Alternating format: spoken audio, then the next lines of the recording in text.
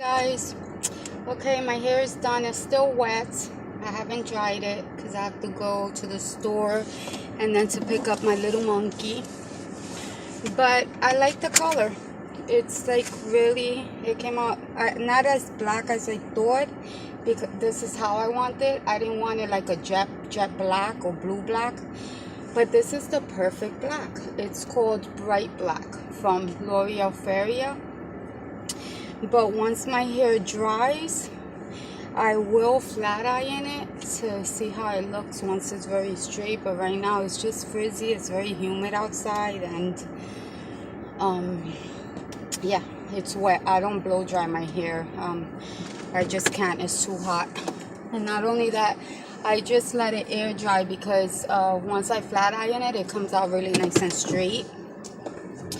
But I'm just actually driving to the store now because I like to have food ready for my baby when he gets home. And I also feel like having a tuna fish sandwich really bad. So I'm gonna go buy tuna fish. And then I'm gonna buy sausage because I'm gonna make pasta with sausage inside. This little thing right here gets in the way. But see how cute it is? It has glasses. The day in Florida, oh my God, the days go by so fast. Like I feel like I just took my son to school and already it's almost time to pick him up. And again with the drama because I have to pick up the little kid next door. And yesterday, as I was saying earlier, that it took me a whole half an hour to get him to, because I have to get on two lines because he comes out to the baby side, like the first and kindergarten side, and my son comes out with the big kids. But today is the last day I will be doing it.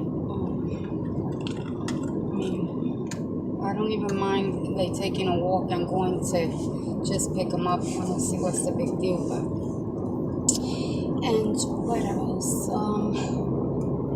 That's basically it. I was thinking of maybe, I'm not 100% because it's like so gloomy, but if the weather was gonna be nice tomorrow, thinking of just going and staying at the condo, and going to the pool and being there all day. Me and the condo owner was not speaking because he had me upset a little bit, but we made up, so now we're happy with each other again. He's sweet. But he doesn't care. Even if I'm mad at him, he tells me I can stay at the condo. So it's like he says it's our condo. And he doesn't hold anything against me neither.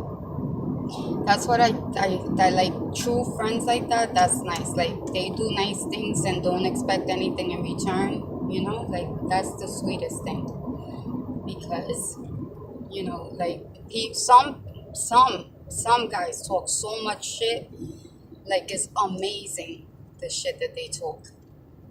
But you know what? I just let it go right over me because I really don't give a fuck. I mean, if like school started and my friend knew that school was starting, and just randomly I got a pair of Jordans for my son in the mail. And then he also sent my son a few dollars so he can go buy his notebook and book bag and stuff. And, you know, it's because he knows me since, wow, we know each other for like 15 years. So he pretty much knows Bubba all Bubba's life. And he's like really nice to Bubba.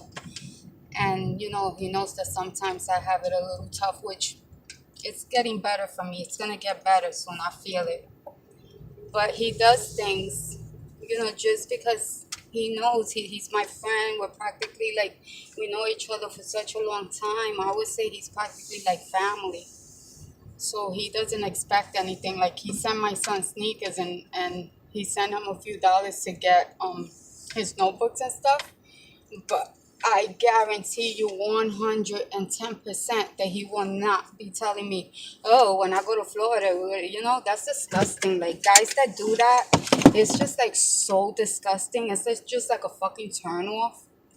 So I'd rather just stay away from that shit because You know, I just don't like that. I mean, are you that fucking low loser, low life class that you need to be like that? Like damn, like it's disgusting. Like if you have an attraction to somebody, and like it should be mutual, you know, like not like expecting something in return for something you do for somebody that's nice because you don't get your way one day, you know? Like I just have no respect for people like that, seriously. And then they want to go and try to read you and tell you what you're like or whatever. Fuck you.